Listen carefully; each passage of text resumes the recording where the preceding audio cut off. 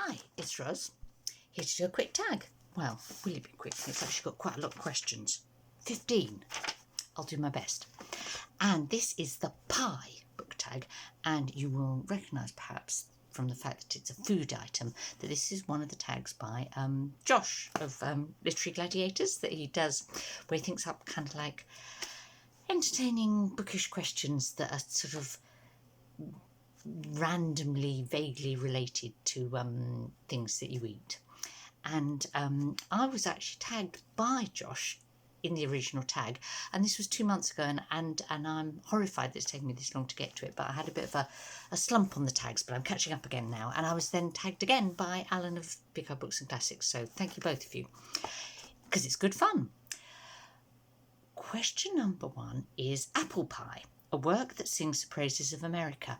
Yeah, now possibly this is why it took me 2 months to get to this one, because I was a little sort of stumped by that thought. I thought, what's that? You know, do I read books that sing the praises of America? Then I realised that when I was a child, there were quite a lot of books, I guess, that you read that did kind of sing the praises of America, in that they were kind of American children's fiction that almost like kind of glorified that a certain side of American history, I suppose.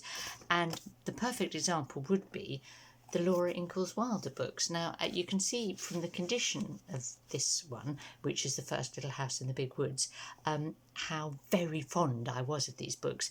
And here's another one, By the Banks of Plum Creek. I've got the whole set. I've still kept them. They were read many times. And that kind of idea of the American dream, pioneers, you know, forging a life in this sort of almost like untouched wilderness, when actually was pushing other people out of it, as we know now. But still, something very... Yeah, definitely sing the praises of America. Very sort of heartwarming and moral, but kind of a feeling of like, yeah, pioneer spirit, I suppose. So they're the ones that came to mind. Oddly, I would say, in terms of adult reading, the books that I've read that I think perhaps are most inclined to sing the praises of America are by Irish writers.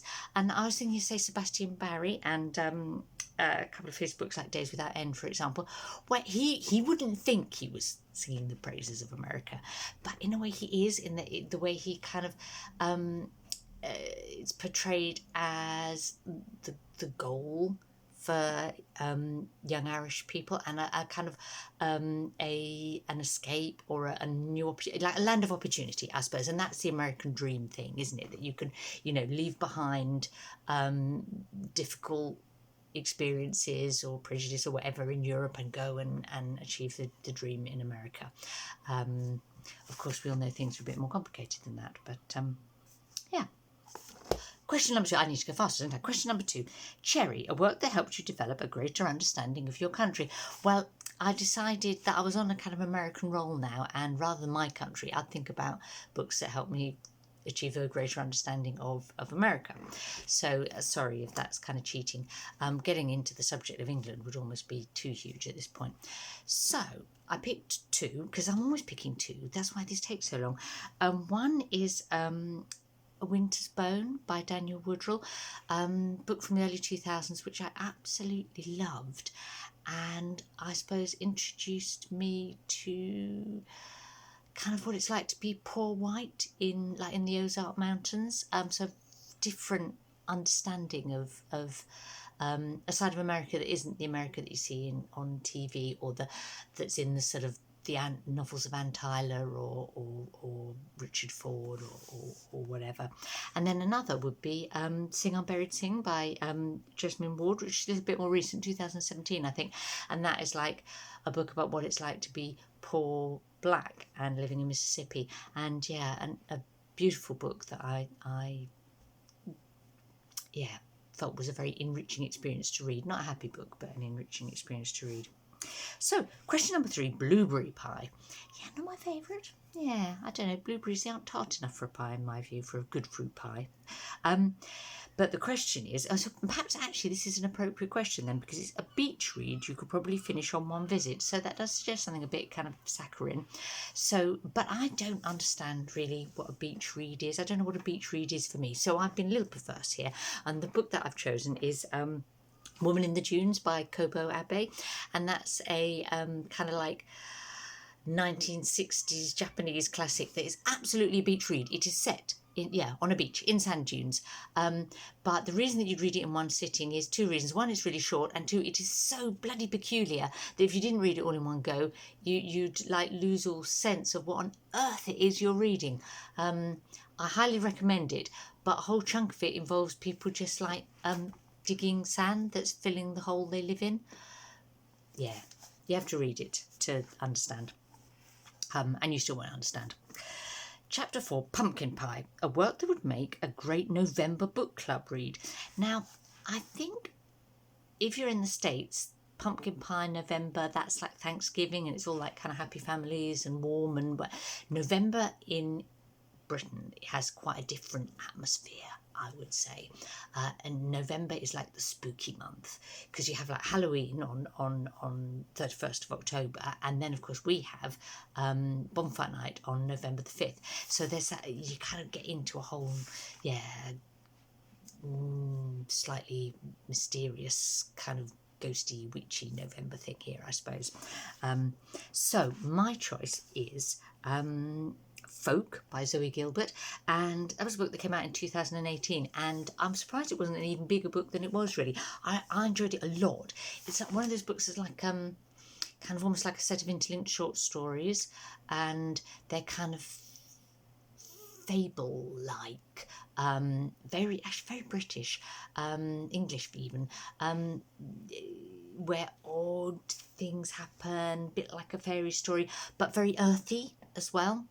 Yeah, I enjoyed that. Yeah, so that would be, and there'd be plenty to talk about for your November book club. So it gets the November atmosphere, but also, a potential book club read, I think. Now then, number 5 is a favourite pie of mine, pecan pie. Yeah, one of the great American inventions, I think. And the prompt for that is a writer that does the best job writing about the American South. Now, I'm just taking part in Faulkner in August, and so I should be choosing William Faulkner, but I'm not going to. I'm going to choose Zora Neale Hurston, and because just last year I read her book Their Eyes Were Watching God, and I also read a couple of her short stories, and I just thought, that's the American South, and it has to be like seeing the American South from a black woman's perspective is just like the right perspective to see it from, isn't it? So that's the one. Next we have Sweet Potato Pie. That's a work that responded to something. No, I like sweet potato pie. Yeah, that's quite yummy, isn't it? I should make it more often.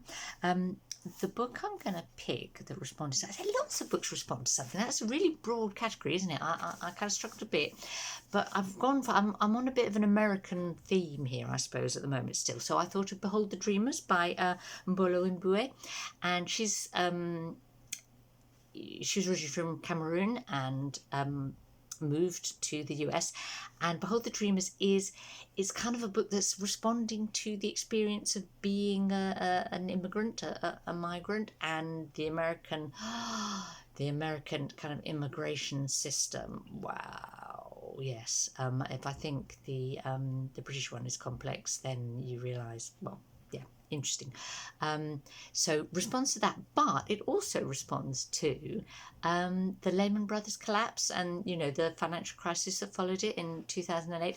So it kind of, it's not a sort of simplistic story about either, but it shows really interesting kind of interactions between the two and between two families. A migrant couple from Cameroon and a kind of sort of East Coast successful banker type American, except that it's a little more complicated than that with him too, because he comes from sort of small town Nowheresville, but has to sort of put on that facade. Yeah, it's a book I'd recommend. Again, yeah, a goodie, and it definitely responding to something. Now, pie number 7 is key lime pie, and I made that for the first time in June, I think. One of those weird coronavirus lockdown try recipe you've heard of, and something you've never tasted but has always turned up in books and things. So it was nice, but a little bit sweet and rich. I think I'd need to make it a bit tartar to suit me. Anyway, the prompt for this is a mystery you would take to read on the beach. So they've got that beach thing again. So I thought, what kind of mystery do you want to read on the beach? And I remembered a really excellent kind of police procedural on another level by Jacob Ross, and it's called The Bone Readers.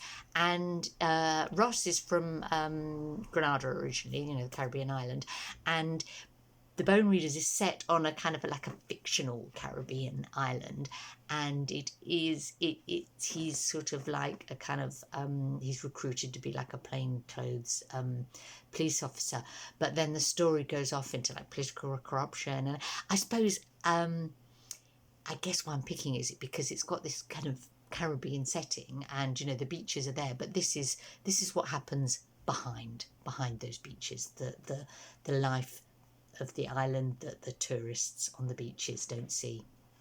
I should read another by him, because it was darn good, that actually, as a book. Yeah.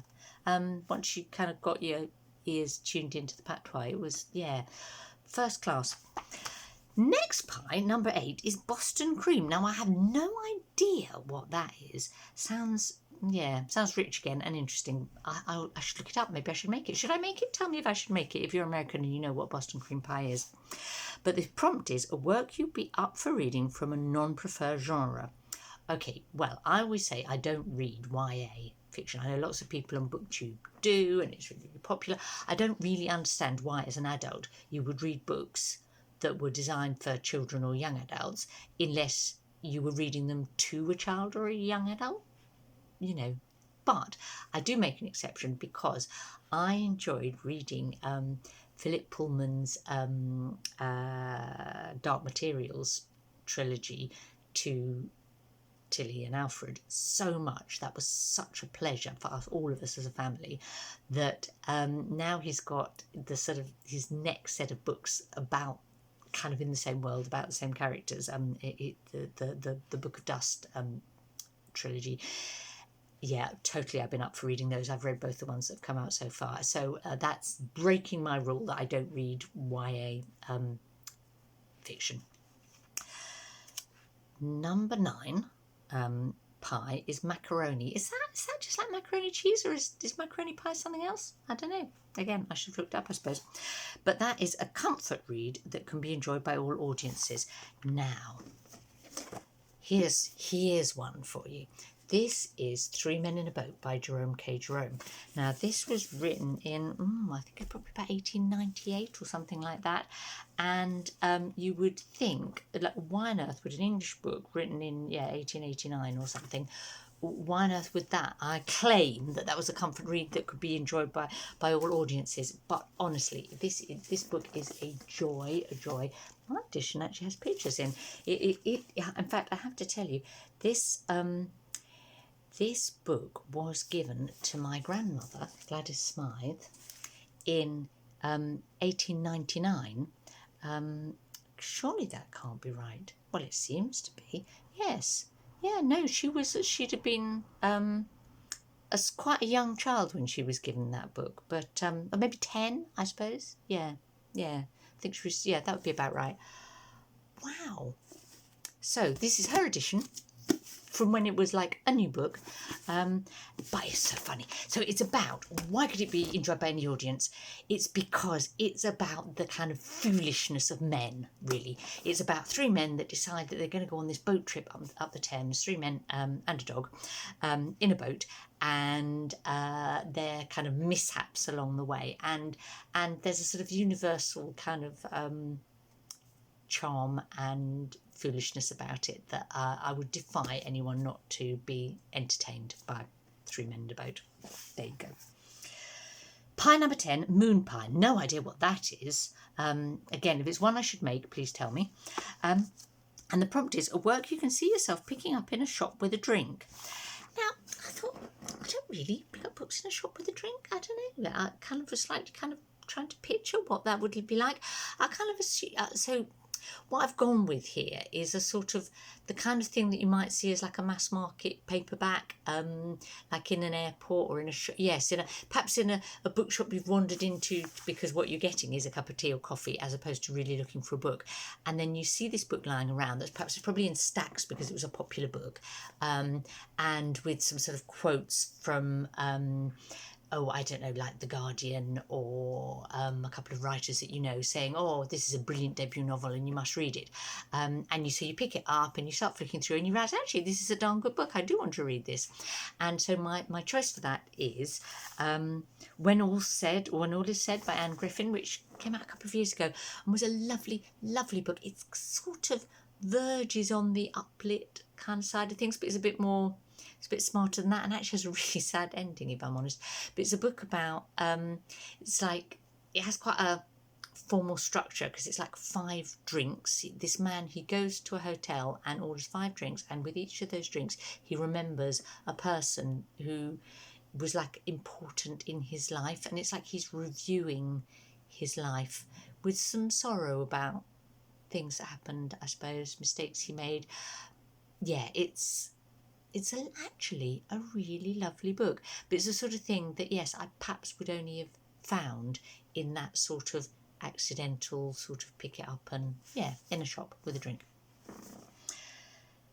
Now, number 11, pizza pie. Does it just mean, is there a different pie that's pizza? I think in America you talk about pizzas as pies, which is something we just wouldn't call them a pie here, but... yeah, so I think that's it. A writer that does a great job with long and short, thick and thin books. Now, I just have to say, before I answer this, that this question horrifies me because pizzas should be thin. All pizzas should be thin. No pizza should be thick. Yeah, that's an abomination, like putting pineapple on a pizza. You know, they should be thin and they should be tomatoey and mozzarella. And anyway, yeah, sorry. But that's just how it is. Don't argue with me. I don't want to hear any comments that disagree with that, okay? So...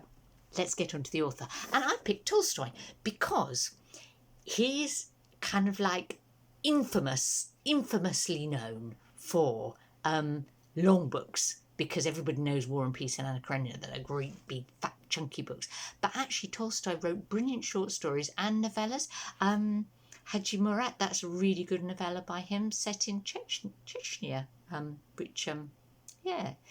made you realise how long and complex the history of Chechnya is and why it's still a bone of contention, shall we say, and why there was a war there even recently. Yeah, so long and short, but thin pizza. Okay, number 12, whipped cream pie. What kind of a pie is that? Well, again, maybe it's nicer than it sounds. And the prompt for that, though, is a work that is overwhelmingly in your face with its message, and for that I had to pick one that I picked read really recently, which is Why I'm No Longer Talking to White People About Race, by Reni Eddo Lodge. And boy, that is very in your face, that book, in a way that I kind of appreciated, because it was like she was really getting something off her chest, and good for her. And I just had this really strange experience of discussing it with my book club, and I couldn't really contribute to the conversation, because if I had, I'd have ended up like calling all the other members, no, not all of them, a load of the other members of my book group. It would have felt like I was calling them racist, because their reaction to the book was just what Reni Eddo Lodge would have anticipated that a load of white English women might react to her book, instead of saying, oh, it's really unfair, and oh, well, she just like, oh, she picks the examples to suit her argument, and it's really not balanced. And it's like, well, of course it's not balanced. It's polemic. You know, she's writing how it seems to her, and that might not be how it seems to you, but it's real for, oh, well, anyway, I shouldn't go there. But yeah, that was an interesting experience. I sat in the corner with my gin and tonic and thought, yeah, I can't go there really. Thinking of which, I have my gin and tonic in hand, because I should. My intention was to do a tipsy tag like Sean, because it always looks like so much fun. And I've been so busy talking about books, I haven't drunk it. Okay, last kind of book prompt is American Pie, as in not a real pie. Well, I presume there isn't American Pie, it's just like a song, isn't it? A work that does a great job using allegory. Now that was interesting, and the author I've gone for is William Golding, and lots of people know him for his allegory, well, quite allegorical book, Lord of the Flies, because that's, you know, it's like ostensibly a book about a load of boys being shipwrecked on an island, and really it's about kind of human nature and civilization, and that, you know, we all revert to kind of our baser instincts when the trappings of civilization are taken away from us. Is that true or not? I don't know. But anyway, that was his allegory. But that's not the one I'm choosing. I shouldn't have talked about it, should I? Because that's not the one I'm choosing. The one I'm choosing is The Spire, which is a brilliant book that he wrote about building a spire on a medieval cathedral, probably based on Salisbury Cathedral, which is just stunning cathedral if you haven't seen it. And this spire, building this spire, and it kind of like nearly collapsing and so on. And it's like a kind of allegory. It's like it's real, but it's also like an allegory for spiritual kind of aspiration, reaching for the heavens, you know, literally and metaphorically, and for kind of like humans' hubris, I suppose, you know, like kind of vanity in thinking that we can, yeah, build this spire to reach to the heavens. Yeah. But I haven't read for years. Maybe I should reread it. I just remember it was superb. Question number 14 is your favourite pie. Not a book, a real favourite pie. My favourite is gooseberry. Yeah, nice and tart. And then prompt 15 is Pie Day. Who do you tag? Pie Day as in the mathematical pi, not pie. Yeah. So I'm going to tag 3 Americans who I know, who kind of know on BookTube, who I hope this would be more at home for them, this tag. So one is Matthew of Mayberry Bookclub, one is Kelly of Books I'm Not Reading, and one is Kim of the Native Lady Book Warrior. She's one of my kind of new finds on BookTube, and if you haven't subscribed to her, I would strongly recommend it. Have a good week, people.